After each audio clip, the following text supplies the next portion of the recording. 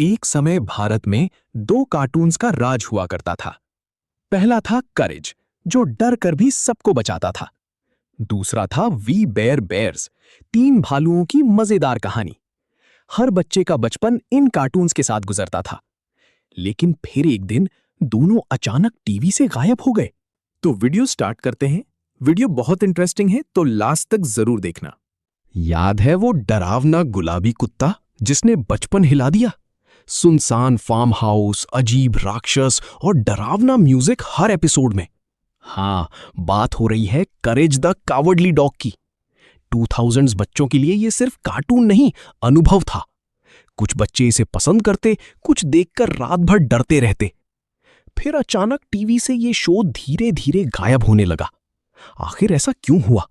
क्या शो सचमुच भारत में बैन था? क्या पेरेंट्स शिकायत करते थे, या शो ज्यादा डरावना माना गया, या इसके पीछे कोई और रहस्यमयी सच्चाई छुपी हुई थी?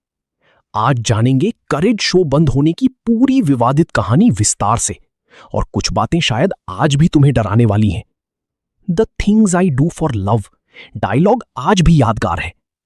करेज पहली बार 1999 में कार्टून नेटवर्क पर प्रसारित हुआ था।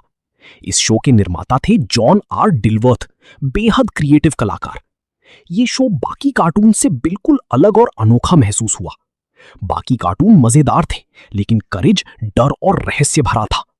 इसमें हॉरर, डार्क कॉमेडी और साइकोलॉजिकल फियर जैसे तत्व मौजूद थे। कहानी थी करेज नाम के छोटे गुलाबी कुत्ते की, बेहद डरे हुए। वो मालिकों संग सुनसान जगह पर अकेला जीवन बिताता था हमेशा। म्यूरियल दयालु महिला थी जो करेज से बेहद प्यार करती। यूस्टस गुस्सैल किसान था जो करेज को डराता रहता हमेशा। हर एपिसोड नया भूत, राक्षस, एलियन या श्राप लेकर आता था। कई चीजें इतनी अजीब थीं, समझना भी मुश्किल हो जाता। यही कारण था बच्चे इस शो को बेहद पसंद करते थे। लेकिन बड़े लोगों को ये शो बच्चों के लिए खतरनाक लगता था, खासकर भारत जैसे देशों में जहां कार्टून ज्यादा हल्के माने जाते। 2000s में कार्टून नेटवर्क भारत का सबसे लोकप्रिय चैनल बन चुका था। डेक्स्टर्स लैबोरेटरी और पावरपफ गर्ल्स जैसे शोज बेहद लोकप्रिय थे। लेकिन करेज बाकी कार्टून से ज्यादा डरावना और अलग महसूस हुआ। कई बच्चे रात में देखकर बाद में डर के कारण सो नहीं पाते। कुछ एपिसोड आज तक लोगों के दिमाग में गहराई से बसे हुए हैं हमेशा। किंग रैमसीज कर्स एपिसोड सबसे डरावने एपिसोड्स में गिना जाता। रिटर्न द स्लैब डायलॉग आज भी इंटरनेट पर वायरल होता रहता है। सीजीआई चेहरे और डरावनी आवाजें बच्चों को बेहद असहज महसूस कराती थीं। यही डरावने पल बाद में शो की सबसे बड़ी पहचान बन गए थे। लेकिन इन्हीं वजहों से शो को लेकर विवाद भी बढ़ता चला गया। इंटरनेट पर लोग कहते हैं करेज भारत में आधिकारिक रूप से बैन हुआ, लेकिन वास्तविकता थोड़ी अलग और कम नाटकीय मानी जाती है। कोई पक्का सबूत नहीं कि सरकार ने शो पर आधिकारिक बैन लगाया। फिर भी ये शो धीरे धीरे भारतीय टीवी से गायब होता चला गया। इसके पीछे सबसे बड़ी वजह पेरेंट्स की लगातार शिकायतें मानी गईं। लोगों को लगता था ये शो बच्चों को जरूरत से ज्यादा डराता है। कई बच्चों को बुरे सपने और मानसिक असहजता महसूस होने लगी थी। शो की डिस्टर्बिंग विजुअल्स बच्चों की मानसिकता पर असर डाल सकती थीं शायद। कुछ एपिसोड्स हॉरर फिल्मों जैसे डरावने और अस्थिर महसूस होते थे।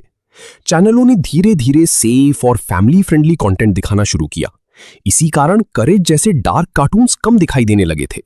टेक्निकली बैन नहीं, लेकिन प्रैक्टिकली शो टीवी से हटा दिया गया। करेज सिर्फ बच्चों का कार्टून नहीं, साइकोलॉजिकल हॉरर अनुभव भी था। शो में अनप्रेडिक्टेबिलिटी डर पैदा करने का सबसे बड़ा कारण बनती थी हमेशा। अचानक रियलिस्टिक सीजीआई चेहरे दर्शकों को असहज और भयभीत बना देती थी। सुनसान फार्म हाउस की आइसोलेशन कहानी को और ज्यादा डरावना बना देती थी। क्रीपी विस्पर्स और डिस्टर्बिंग म्यूजिक माहौल को बेहद तनावपूर्ण बना देते थे। शो में अकेलापन, रिजेक्शन और इमोशनल ट्रॉमा जैसी थीम्स मौजूद थीं। यही वजह थी करेज इतना पावरफुल और यादगार महसूस होता था। करेज अकेला विवादित कार्टून नहीं, कई दूसरे शोज भी थे।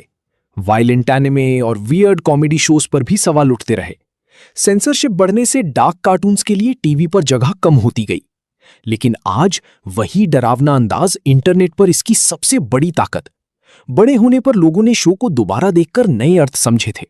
लोगों को इसके हिडन मीनिंग्स और हॉरर सिंबलिज्म समझ आने लगे थे। आज करेज दुनिया के बेहतरीन हॉरर कॉमेडी कार्टून्स में गिना जाता है। मीम्स, यूट्यूब वीडियोस और फैन थ्योरीज ने शो को फिर लोकप्रिय बनाया।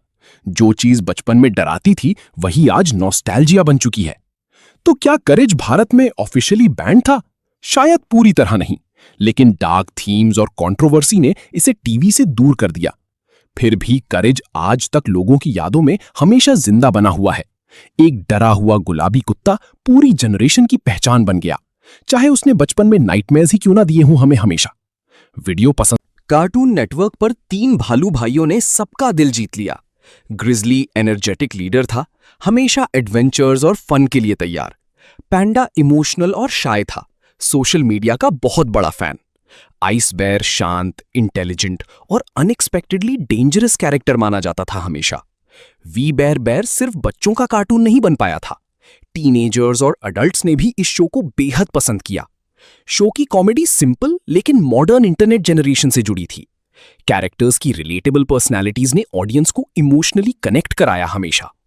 पैंडा की सोशल एंजाइटी कई लोगों को अपनी जैसी लगती थी। ग्रिजली सबको इंप्रेस करने की कोशिश करता, रिलेटेबल बिहेवियर दिखाता था। आइस बेयर कम बोलता, लेकिन हमेशा सबसे स्मार्टेस्ट कैरेक्टर दिखाई देता था। शो फ्रेंडशिप, लोनलीनेस और सोसाइटी में फिट होने जैसी फीलिंग्स दिखाता था। इमोशनल स्टोरी टेलिंग ने व्यूअर्स को कैरेक्टर्स के साथ डीपली कनेक्ट कराया। इंस्टाग्राम, यूट्यूब और मीम्स ने शो को वायरल बना दिया था। आइस बेयर की रोबोटिक वॉइस मीम्स में सबसे ज्यादा फेमस हुई थी। फनी रिएक्शन इमेजेस और एडिट्स इंटरनेट पर तेजी से फैलने लगे। कई लोगों ने मीम्स देखकर कैरेक्टर्स को पहचानना शुरू कर दिया था।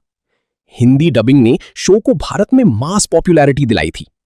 कार्टून नेटवर्क ने इसे हिंदी, तमिल, तेलुगु और इंग्लिश में दिखाया। अपनी भाषा में कैरेक्टर सुनकर ऑडियंस का कनेक्शन और मजबूत बना। छोटे टाउन्स और बड़े सिटीज दोनों जगह ये कार्टून पॉपुलर हुआ। एनिमेशन स्टाइल क्लीन, मॉडर्न और विजुअली अपीलिंग माना जाता था हमेशा। कॉमेडी सिर्फ बच्चों के लिए नहीं, अडल्ट्स के लिए भी मजेदार थी। चीप इंटरनेट आने से भारत में मीम कल्चर तेजी से बढ़ा था। उसी समय we bare bears perfect timing के साथ वायरल बन गया। ओरिजिनल सीरीज 2020 में खत्म हुई, लेकिन पॉपुलैरिटी आज भी कायम है। बाद में we bare bears the movie भी रिलीज किया गया था। फ्रैंचाइज को आगे बढ़ाने के लिए वी बेबी बेयर्स बनाया गया था। आज भी इसके क्लिप्स सोशल मीडिया प्लेटफॉर्म्स पर वायरल होते रहते। कई फैंस इसे कार्टून नेटवर्क का बेस्ट मॉडर्न कार्टून मानते हैं। शो इंटरनेट जनरेशन की फीलिंग्स और इमोशंस को परफेक्टली रिप्रेजेंट करता था। रिलेटेबल ह्यूमर और इमोशनल मोमेंट्स इसकी सबसे बड़ी ताकत बने थे। हर व्यूअर का अपना फेवरेट बेयर कैरेक्टर जरूर हुआ करता था। सच कहें तो आइस बेयर आज भी इंटरनेट मीम्स का किंग है। पसंद आई हो तो चैनल जरूर सब्सक्राइब करना दोस्तों।